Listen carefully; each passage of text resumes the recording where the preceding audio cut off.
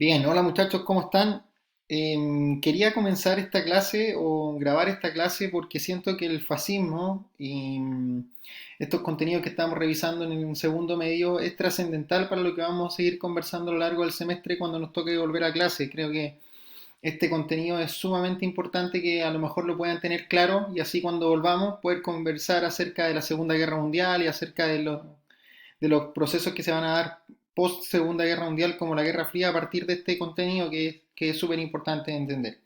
El fascismo. Entonces nos vamos a adentrar en este siglo XX y me gustaría comenzar con este marco temporal que es el que ustedes pueden ver allí.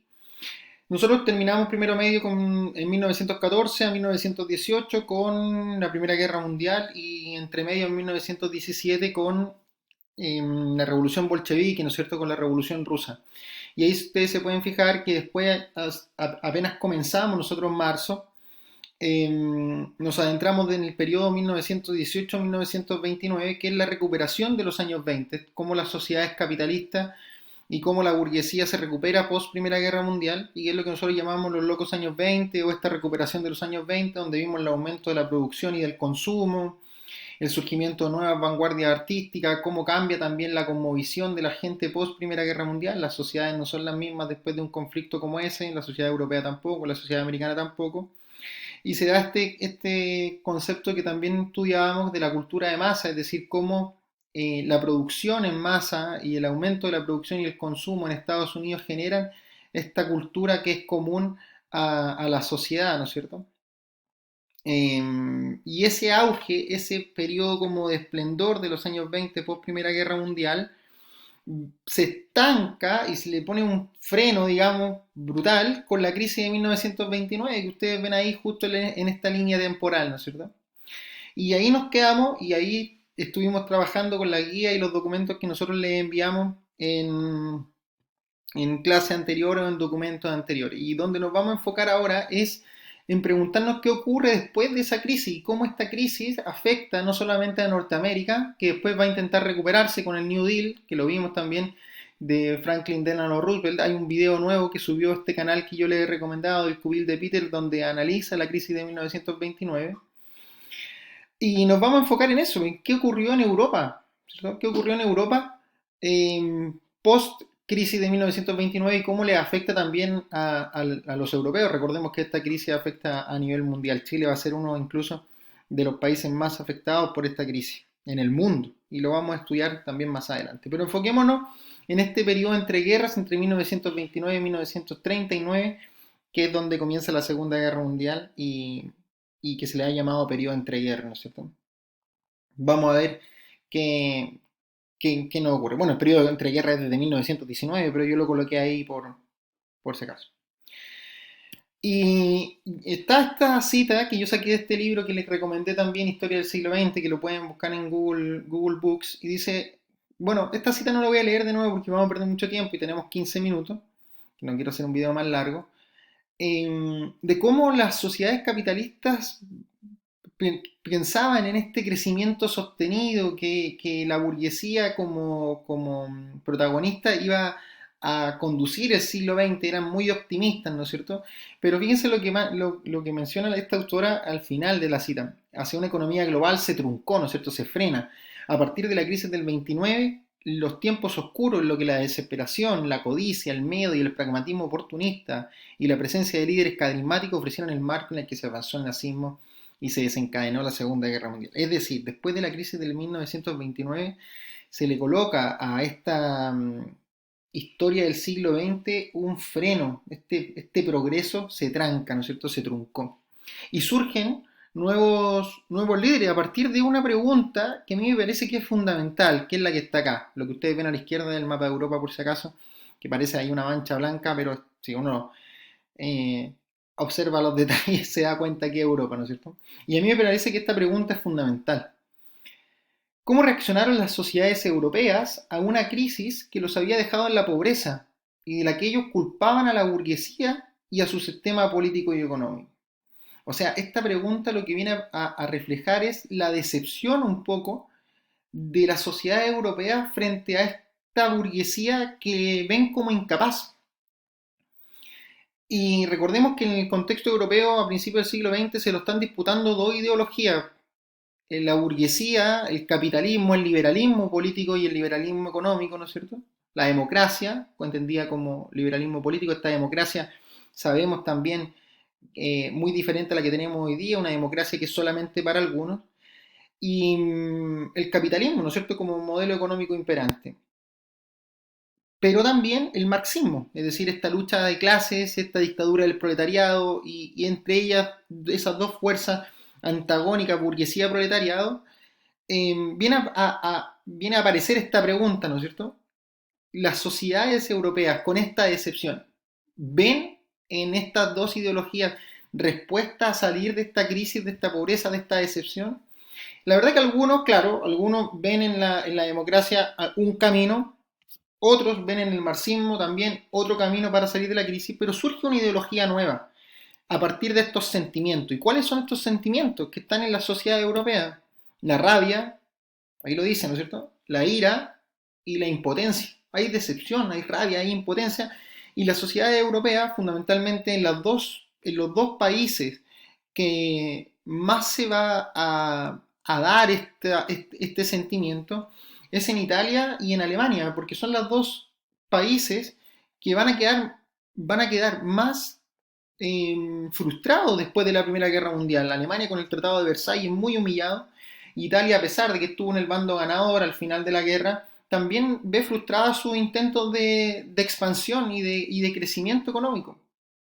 Entonces, fíjense lo que plantea acá María Dolores Béjar también en Historia del siglo XX. Dice: la brutal experiencia de la guerra de trincheras, es decir, de la Primera Guerra Mundial, y la devastadora miseria social derivada de la crisis económica fueron decisivas en la gestación y consolidación de este nuevo movimiento, el fascismo, ¿cierto? Como esta miseria social, esta crisis económica, posibilita que la gente empiece a creer en nuevas tendencias. Y esa tendencia, esa nueva tendencia es lo que nosotros vamos a conocer como fascismo.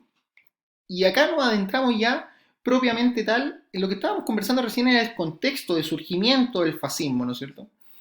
¿Por qué surge esta nueva ideología y que se va a alojar a la derecha del liberalismo, ¿no es cierto? Una derecha mucho más, incluso más a la derecha del conservadurismo. Pero lo central acá es entender qué es entonces este fascismo, esta nueva ideología que surge de esta decepción, de esta frustración, de no encontrar ni en la democracia ni en el marxismo la solución a los problemas en Italia y en Alemania. Y en Italia, y el fascismo, para decirlo bien en claro, no es otra cosa que un movimiento político surgido en Italia, en Milán fundamentalmente en 1919, creado por la persona que tenemos ahí a la izquierda, Benito Mussolini, que derivó luego en la creación del Partido Nacional Fascista en 1921. Ya decíamos que esta palabra fascista viene del fascio de combate, o perdón, viene del fascio, que es el instrumento que utilizaba el emperador romano para detentar el poder. Búsquenlo en Google, ahí son unas varas que unidas son muy, muy fuertes, ¿no es cierto? Y después, que ya hablábamos del fascismo italiano como palabra, fascio, fascismo, creada en Italia, deriva también y admirado fundamentalmente por el personaje que nosotros tenemos acá a la derecha, que es Adolf Hitler, ¿no es cierto? Admiraban a Alemania. Inicia en 1919 el movimiento nacional socialista que derivará hacia 1920 en la creación del Partido Nacional Obrero Alemán, Nacional Socialista Obrero Alemán o Partido Nazi, ¿cierto? Entonces ya no hablaríamos solamente de fascismo, así en singular, sino que de fascismo porque son partidos, regímenes que comparten ciertas características. ¿Y cuáles son esas características? Características principales, ¿no es cierto?, que vamos a adentrarnos ahora. Características políticas, ¿cierto? Nacionalismo exacerbado y supremacista. Estos regímenes veían al resto de las naciones como potenciales enemigas o como naciones inferiores, o incluso ambas. Esto potenció el desarrollo de un militarismo agresivo y expansionista que intentará como prioridad defender la nación, que se conseguirá, como ya decíamos, expandiéndose hacia otros territorios. La Italia fascista y la Alemania nazi intentan expandirse constantemente para desarrollarse este militarismo que es agresivo, ¿no es cierto? A partir de ese nacionalismo que es exacerbado, solamente los miembros de esa nación y supremacista, es decir, verse como superior al resto de los países vecinos, pero también al resto como población, y lo vamos a ir viendo después cuando veamos las características sociales, como grupo superior dentro de la sociedad en la que ellos mismos viven. Desprecio por el liberalismo político, desprecio por la democracia como forma de entender la organización de las personas. En el régimen fascista, el Estado no está al servicio de la persona, sino que es la persona la que está al servicio del Estado. Por ende, entonces, hablamos también de un desprecio a la burguesía, de allí que se califiquen ellos mismos, los fascistas, como antiburgueses, porque ven en la burguesía los líderes de esta democracia que ellos entienden como débil. Partido único, de allí, de este desprecio por la democracia, que crean de manera firme la represión de los partidos políticos y en el control de un partido único, con un líder carismático, es decir, un líder que congregue masas, que sea capaz de tomar todas las decisiones en el Estado. En otras palabras, un régimen dictatorial que tiene el poder total, o también llamados totalitarismos, por eso se les llama totalitarios, porque detentan el poder total. Y también hablamos de un antimarxismo, es decir, para los regímenes fascistas estaban totalmente en contra de la lucha de clases que proponía el proletariado, y esta ideología pues creían que un pueblo organizado y unido bajo un solo estandarte era mucho más funcional que creer en esta lucha de dos clases antagónicas. Por eso buscaban la unión de todo el pueblo. Rechazaban a su vez la dictadura del proletariado, pues a su juicio esto se contraponía a los intereses generales de la nación como un todo indisoluble, ¿no es cierto? Como un todo unido. Acá podemos observar algunas imágenes de Mussolini como fascista, ¿no es cierto? Ahí congregando a las masas. Hitler también en este militarismo exacerbado, expansionista, que ya veíamos en las características políticas anteriores, ¿no es cierto? Este nacionalismo también exacerbado y supremacista. Pero nos queríamos también, o quería centrarme en las características económicas, que también son muy importantes. Control mayoritariamente estatal de la economía. ¿Qué quiere decir esto? Siendo bien apegados a su ultranacionalismo, decidieron planificar su desarrollo económico basado en la autarquía. En el fondo, ¿y qué es esta autarquía? Intentar con el esfuerzo de todos sus ciudadanos el desarrollo propio y autosuficiente del Estado, tratando de ser capaces de producir todos los recursos básicos que ellos necesitasen, sin depender de otras naciones. Es decir, ellos desde su interior ir desarrollándose. Esto contravenía, por supuesto, los intereses de la burguesía liberal, que era contraria a la autosuficiencia, porque creían en el libre mercado, ¿no es cierto? Lo hemos visto, en el que el comercio libre y el libre intercambio de productos. Esto, el régimen fascista era más de desarrollo propio, cerrado, y por eso era necesario expandirse y conquistar otros países para apropiarse de esos recursos. Lo decíamos ahí, por eso es importante expandirse para adquirir recursos y materias primas. Iniciando así, con estos recursos, un amplio programa de obras públicas y de infraestructura clave, contando con el apoyo de algunos burgueses privados, ¿no es cierto? O de algunos burgueses, apoyados en el área automotriz, en la industria química y en el desarrollo también de la industria siderúrgica o del acero para apoyar el potencial bélico, el potencial armamentístico que era necesario por este militarismo que habíamos conversado anteriormente. Hitler acá, imágenes que permiten ver cómo desarrollaba o cómo se desarrollan los planes a nivel de gobierno. Hitler y Mussolini juntos compartían, ya lo decíamos, ideales trascendentales que eran compartidos por ambos. Y quería detenerme en las características socioculturales, tremendamente importantes.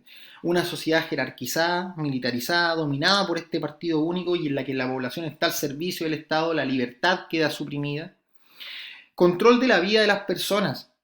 Controlaban exhaustivamente lo que la gente podía hacer, ver o creer por medio de la promulgación de leyes cada vez más restrictivas y el control de los medios de comunicación como el cine, la radio, la televisión, los diarios, iban modelando cómo tenía que comportarse y ser la sociedad. En el fondo, la libertad es una cuestión que no existía, ya lo decíamos.